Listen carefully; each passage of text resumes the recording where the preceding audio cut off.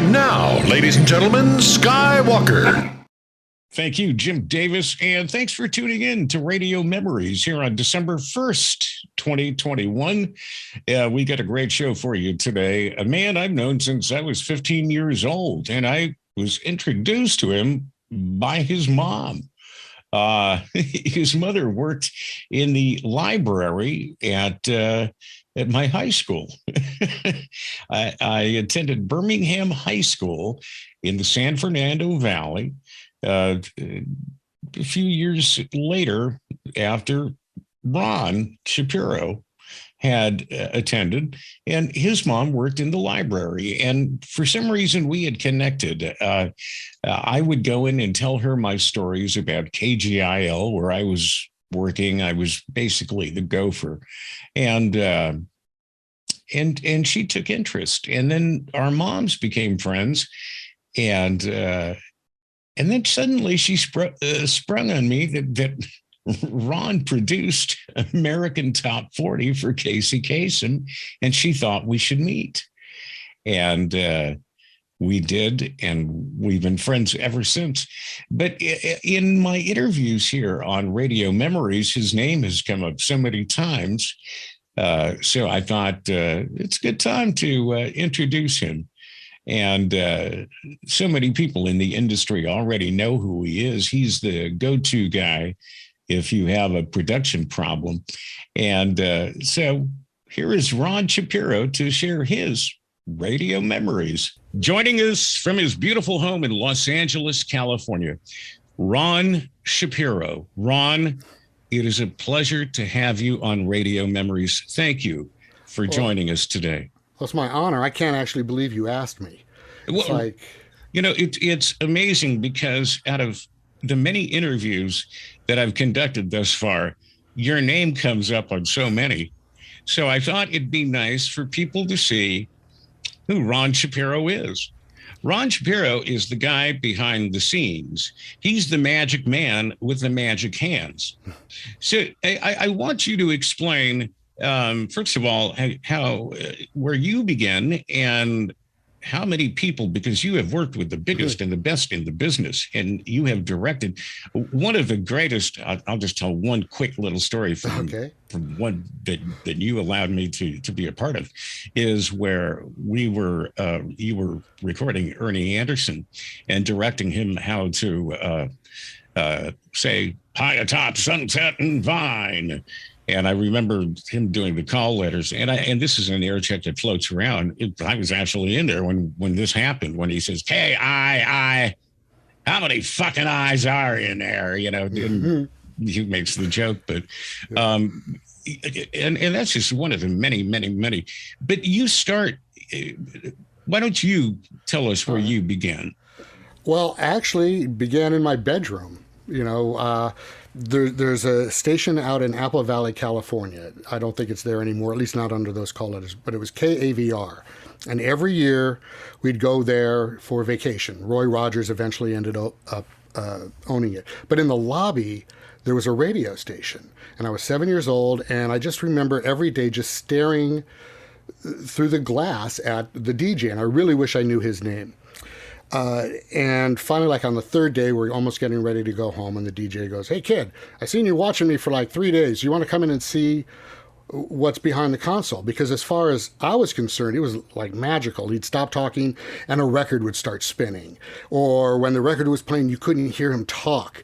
And then when the record was over, you could hear him. And it was like as a little kid, you can't really comprehend. So he took me in, and I see the knobs and the dials. It's like, oh my God, I'm hooked. Yes. And so we come back from the Apple Valley Inn, and my dad helps me build a little radio station in the bedroom with my two little kiddie turntables, and we wired up some switches so they would start remotely magically, and broadcast from the bedroom to the bathroom. That was kind of where the bug hit me when I was 7, and ever since I've just been doing my hobby as a career. But I also got real fortunate because at Birmingham High School, they had a radio station. And so, I got to do, a weekday shift, 1 day a week with my then radio partner, Ace, Matt Krimsky, who just passed away, a matter of fact. But it was the Ronnie and Ace show at KBHS, Birmingham High, in the broadcasting live from the meat locker. And but that's what it was. And then, Cal State Northridge came along and was on the air there at KCSN for 4 years, I guess, the whole 4 years I was there. And, I always thought I wanted to be a disc jockey. And KCSN was where I really learned that I didn't. That I was always bored waiting for the next record to start. Like, okay, I'd hit the button, which that magical button to start up the next song. Right. But I always loved putting stuff together. That was always it. So I made, at least at that, looking back, it was a very wise decision to come off the air but go behind the scenes. And that led to the job at American Top 40, where I got to meet you. And so when you were working with American Top 40, you're dealing with Casey Kasem, and of course we those of us who have heard the outtakes and that's my claim to fame. I was there for that. Yeah, you were there for the KIIS, but Casey, was he a difficult person to work with? Because every show that you put together sounds awesome. Every show was just a piece of art. Well, thanks. There were three of us that kind of rotated, three engineers that kind of rotated through different aspects of the show each week. But Casey was so sweet, so nice, so sincere. And the thing with that outtake is he was having a bad day. We all have bad days. Sure. We were actually moving studios, so we were moving down the street to a new location. So he wasn't in his normal studio. Things weren't working exactly right. If you have a really clean copy of that outtake, you'll hear some feedback coming at you. Yes. Because Casey never wore headphones. He had two speakers coming at him out of phase, so he could hear his voice, but it wouldn't get recorded on the microphone. Right. Technical thing. And just one thing, kind of frustration after another, and but he was really, I don't have anything bad to say about Casey. He was always such a gentleman to me. And if you call, like even after I left Watermark, I had to call him for something. I don't remember what. He wanted to know because he changed companies and he didn't sound the same as he did at Watermark. He wanted to know, what EQ did you use on me? And what did it, and somehow I remembered back then, but he always took phone calls. Everybody I've ever talked to that called or left a message, he always called back. He was one of those guys, and I kind of do the same just because, not because of him, but if somebody takes the time to call you, why wouldn't you take the time to call back? Unless you're selling me a timeshare or something, but yeah. Right. You pay them the same respect and that he did to people. Yeah. And so he was a nice guy to work for. Yes. And I think a lot of that frustration that people hear, and it's not speaking ill of the deceased, but Don Bastani, the famous as Don on the Phone name, Don Bastani and Casey were college friends. And Don kind of knew how to needle Casey. It was just kind of like, I don't know if it was a game to him or that was just in his nature, just to, if things were going great, to kind of muck up the works for Casey or so. I don't know what it was. But Don was the only one that really kind of got Casey riled up all the time. But I think it was like just part of their relationship, Right. So, right. Yeah. Well, it the whole thing seemed to work, and it worked, and it was very successful, and you were a big part of that. So after you finish your tour of duty with American Top 40, where do you go? Well, I was working at Watermark, which was American Top 40, and there was another guy named Ron Cutler who was producing a show called Musical. Now, Ron Cutler comes back in my future, so remember that name, Ron Cutler. But anyway, he eventually left and Musical left, but Rick Dees was getting ready to start the countdown because ABC was mucking up the deal with KIIS when ABC bought Watermark, and KIIS said, well, we're not going to agree to it. We'll start our own countdown. So that's how the Rick Dees Weekly Top 40 started. And Ron Cutler was the original producer of that show. So he said, Ron, come on, I want you to to work with Rick Dees. And I said, I don't know. Rick Dees is kind of a buffoon. Casey's got real credibility in countdowns. I think I'm going to stay with Casey, but I'd like to recommend somebody for you. For this job. I trained him, and he knows everything I know, and you should hire him. And his name is Paul Liebeskind. Oh, Paul. Yeah. Paul Liebeskind. So Paul and I have helped each other without helping each other for 40 years in this business. Yeah. So I don't go to Ron at that moment. But fast forward to 1986, and Ron Cutler is starting a show with Cousin Brucey and Tom Joyner's first syndicated show, and a few other interesting things with working with Chuck Southcott on musical still. And that seemed intriguing to me. It was like, Chuck Southcott goes all the way back to when your early when days, I was at KGIL, and I was telling your mom, all about my little ventures at KGIL. Yeah. Well, she was probably so interested because KGIL was our station we listened to in the house all the time, more than KMPC for her. I mean, KGIL was it. Yeah. But anyway, so I end up leaving Watermark to go work with Ron Cutler. But also for the first 6 months that I had left Watermark, one of the engineers went out on medical leave. So once a week on Thursdays, I would go back and still work on the show even though I had quit. So I kind of kept doing it, and I'd still fill in on American Country Countdown. But Ron Cutler, the opportunity to work with Cousin Brucey, start a brand new thing with Tom Joyner, who just retired a couple years ago. But we did his very first syndicated radio show, On the Move. And a few other things. But that was a great experience. I mean, I worked with a lot of people that I still kind of work with, now as well. And some of the other famous people that you've worked with throughout the years. I mean, there are so many. Well, just at Watermark, alone. I mean, there was, Bob Kingsley and Gary Owens and Murray the K. We did a show with Ringo Starr. There were just so many people that came through the doors at Watermark, and for it to be my first job, and I got that, the first job was like in the mailroom, but the mailroom guy also edited all the voice tracks and the masters, and I did the Armed Forces version. So just because everybody did everything in the early days of Watermark, and so I got to learn so much. And then Freddie Snakeskin, who was the studio guy, got a job at K-Rock. I moved up, and so I always think I know him as Scott, but I always think right. Well, and I know him as Dave Trout because I worked with him at 10Q.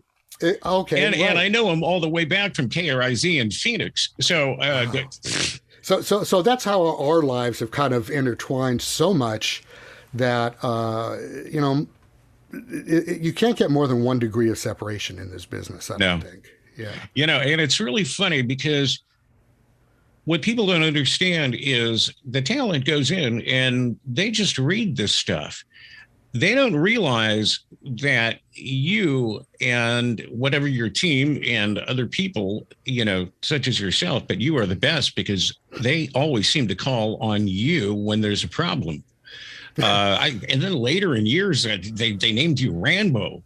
RONBO. RONBO. Because of Rambo. Yes, exactly. But Glenda Santiago gave me that nickname at KIIS. I love Glenda. Yeah. God bless her.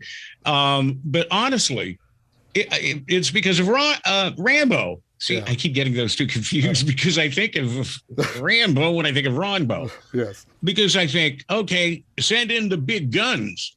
And that's what I always associate with is. Oh, wow. I've never done that, but that's awesome. You don't? I was walking by her desk one day and she goes, RONBO. And everybody kind of was around. And that's how I became RONBO. Mm-hmm. I always thought it was because of the big guns. Yeah. I mean, it could have been. Maybe that was in her mind, but I don't think so. I think it was just something that popped out of her mouth. And I know that we always said, maybe that's what it morphed into, which is awesome. Somebody called Ronnie, because I've always called you Ronnie. Yeah. Somebody called Ronnie, and they said, "Yeah, we need RONBO." And it, to me, I always associated. I love that. Rambo, send in the big guns. Wow. And somehow you always made it work. And this is a true story because every time there was some kind of problem that they couldn't figure out, they couldn't make sense, they couldn't connect this promo or this whatever, this imaging, and somehow you just connected it. You just made it work.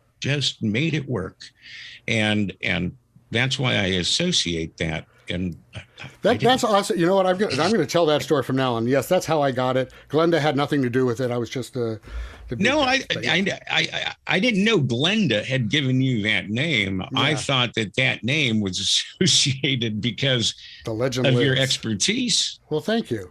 Well, because you always were able to pull things. Yeah, no. And I'm, not to pat myself on the back, but the problem solving is kind of, I kind of like that because it engages the brain. And then if something goes wrong again, I've already encountered that. And it's like, oh yeah, we just need to boom.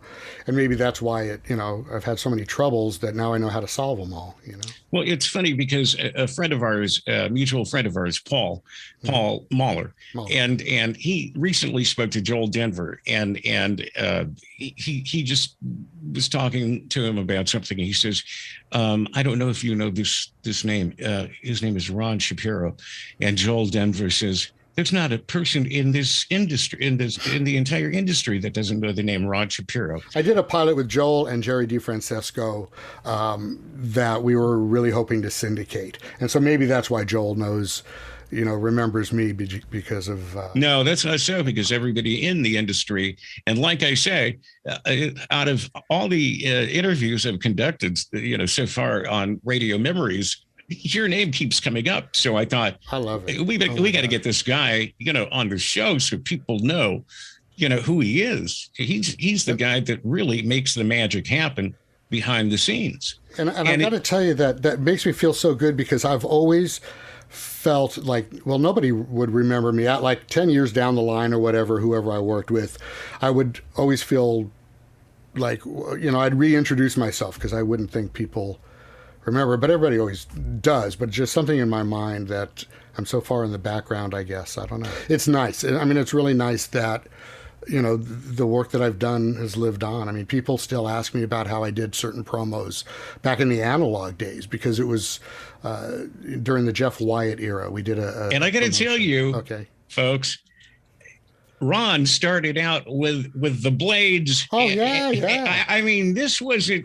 I mean, his creative. I thought you were going to pull out the old block. No, I don't have that. But he started out the old-fashioned way, folks. And it was so incredible. What he was able to accomplish. Now all these digital and everything they can do, so incredibly easily with today's technology. No, Ron did this all on his own, with his own, and he was in his studio, whether it be Watermark, whether it be Gannett, wherever he was, man, the man was in there. God bless, you're still married. Not to the same wife, but yeah, but no. you spent more time in the production room than at home, and but the end product was always amazing. Well, thank you. And everything that you did for KIIS in the 80s was just, nobody could copy it, and poor KKHR came in and tried. They did. I was listening to your Joe Cipriano interview where he was giving away turkeys and we were giving away Porsches or something. Something crazy. But Joe was the very first person I met at KIIS, other than Steve Rivers, who hired me. And I actually only came into KIIS to fill in for about 3 days. Mark Driscoll had left, and I thought he was going to Pirate, but he went to Philadelphia. Right. And Paul Liebeskin recommended me as a little, fill-in guy. I was still working with Ron Cutler, and that 3 days lasted 8 years and 6 program directors. So it's amazing. So I didn't mean to choke you up, but because it's amazing how many program directors KIIS went through, isn't it? It is. I mean, in the 8 years, or slightly under 8 years, I had 6 program directors and 5 GMs. So, luckily I'm like a chameleon as far as production. So everybody had their idea of how they wanted KIIS to sound. And luckily, well, two things. Luckily, Gannett wouldn't fire you unless you got written up. So the PD really would have wanted me gone. Right. To bring his guy in or whatever. But also the fact that I could change the style. Just tell me what you want. And, so. And you did. And the style changed with every PD. Quite a bit. The one thing that I liked about the two PDs that I worked under at KIIS-FM were Jerry DeFrancisco. Mm-hmm. And DeFran was great. I loved what he came up with. And, it was a little more simple than what Steve Rivers. Would you agree? Yeah, completely. Yeah. Now, a lot of people don't know this, and I want people to know that you were actually a program director. I was. And see, you've done so much in this business. But that was Light 92.7, and you came after me, actually delayed by 6 weeks after I left. I'm grateful that J-Corps bought KIIS, because it allowed me to go somewhere and try to be a program director. So that was, looking in hindsight, the bad days of radio, of getting let go, actually led to some good stuff down the line. And so I had an opportunity to program Light 92.7, and I made a bunch of promises that I kept, and the owner, Joe Amateur, did not keep one. And I just decided, you know what, I've given you a year. Thank you very much. And the day that I quit, I was on AOL when it was dial-up. Yeah. For you youngsters, you have to unplug your phone and plug in AOL so you can make a call, or, go online. But anyway. They have no concept of what that even means. They don't even know what, dial-up, rotary phone, any of that. You made Light 92.7 sound extremely well. You bought some great jingles. I believe you bought the KFRC mm-hmm. Package. That was it the classic hits package? I don't remember the exact title, but KFRC's syllables were the same as Light 92.7, so it worked really well. Really well. Yeah. And the station sounded really good. And thanks. And the owner should have been, proud to have you. And you did it with just a very tight budget. Oh, yeah. I mean, I worked trades for all the promotions, even got like a cruise for the listeners and a trip to Hawaii, all just on some of it wasn't even trade. It was just kind of like wheeling and dealing or whatever. But it was very successful. But the reason that I mentioned leaving and dial up of AOL was Jeff Wyatt messengered me we were both on AOL, and he says, I heard you quit today. Are you interested in getting back into production? And at that time he was doing mornings at Mega 100. And I kind of said, yeah, let's talk.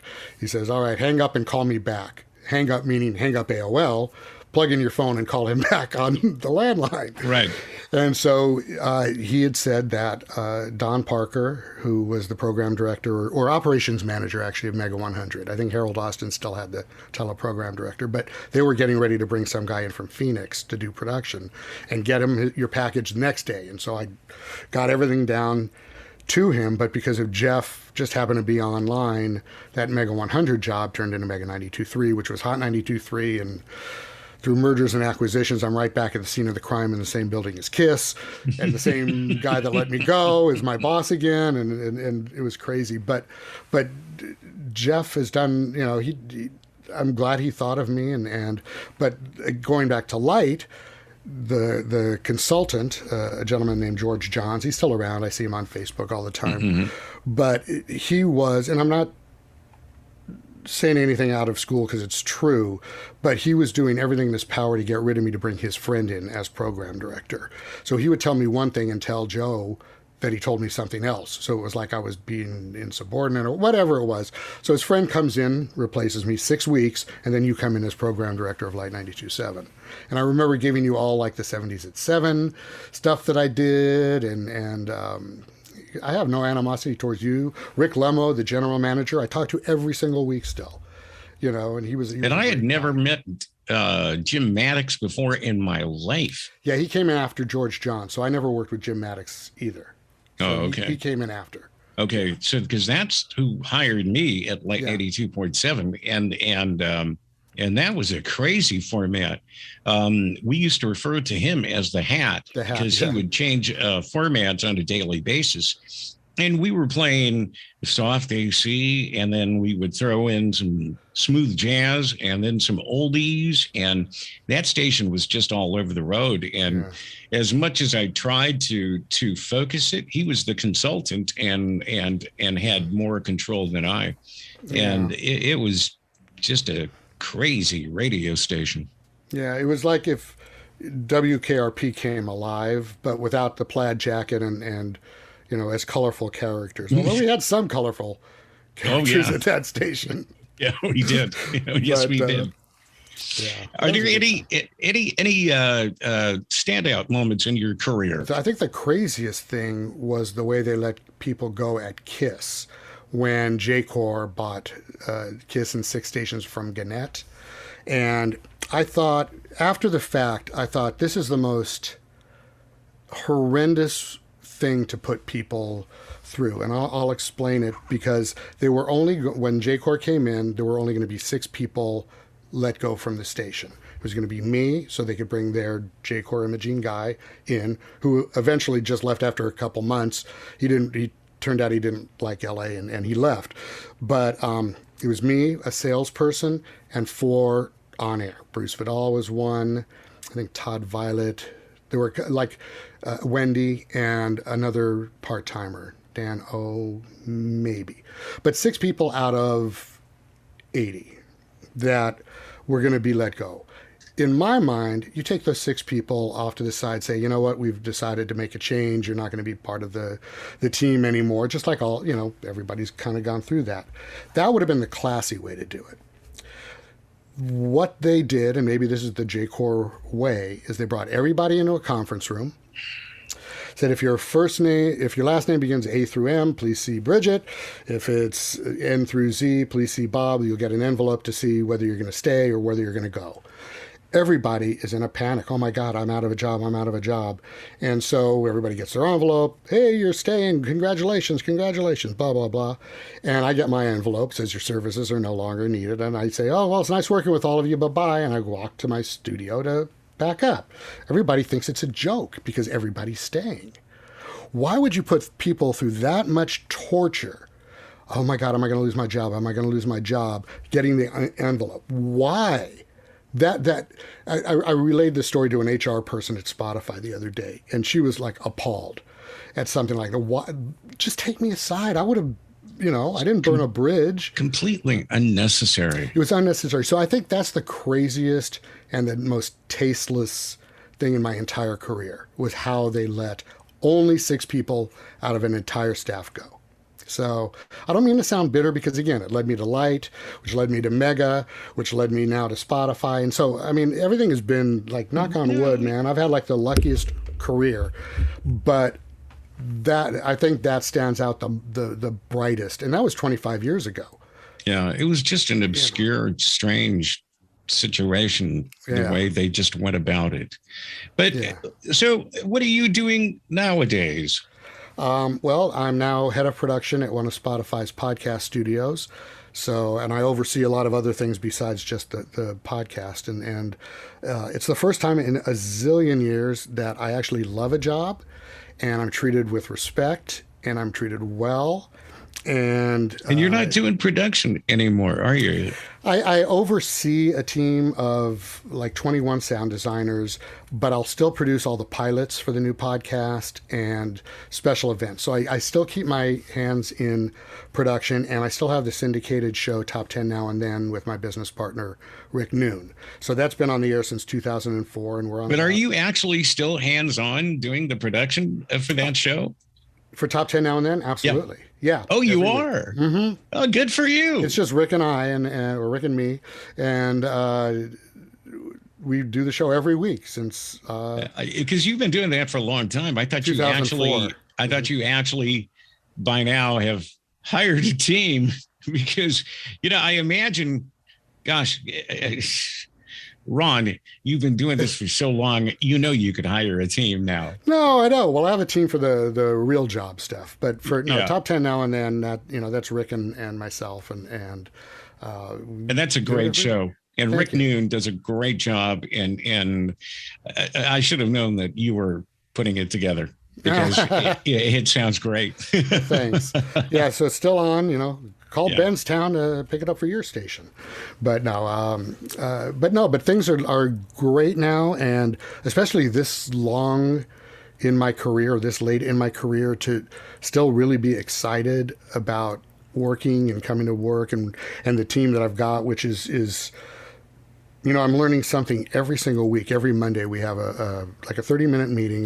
We all get together, and if somebody has a question, everybody's there to help, and it's just like the really the best experience I think since Watermark, which is the first. You always remember your first. I think Watermark in the early days was just such a magical and special place to work. But now, I'm having the time of my life. I hope it can keep going for a while. I am so happy for you, and well-deserved. You are the best in the business at what you do. Ron, I want to thank you for taking the time and talking to us. And I want you to come back. I hope you do come back, because I always get emails and messages after the fact, after I do an interview, and they always say, oh, why didn't you ask, or why didn't you do this? So I like to invite people to come back, because then I have more of an understanding of what people want to know about. And so I invite you to come back. You have an open invitation, and whenever you have the time, I hope you do. I always have time for you. I know you're a big executive now at Spotify, and we are now available on Spotify. Radio Memories does air on Spotify. And we that's are how available. I binged all weekend. Oh, thank you. Oh, thanks. Awesome. Thanks for listening on Spotify. Mr. Executive for Spotify. The incredible Ron Shapiro. Ron, take care of yourself. You as well. Just a wonderful guy, RONBO. I still call him Ronnie. Ron Shapiro, thank you for your time, my friend. Coming up next week, we're going to be giving away Joe Cipriano's book, and not only his book, but the audio version as well. I'll have all the details coming up next week on Wednesday. And on next week's show, we have radio veteran Brian Roberts, who's done mornings at KIIS, Cute 102. This guy's been around the block. He was in San Francisco at KYA. So he's got some great radio stories, and we've known each other for a long time. So this is going to be a fun time. So I hope you join us next week for more great radio memories. Check out past interviews on the Radio Memories YouTube channel and on Spotify. Click the links. This is Maggie McKay for Radio Memories, a Dave Schuyler production. Radio Memories.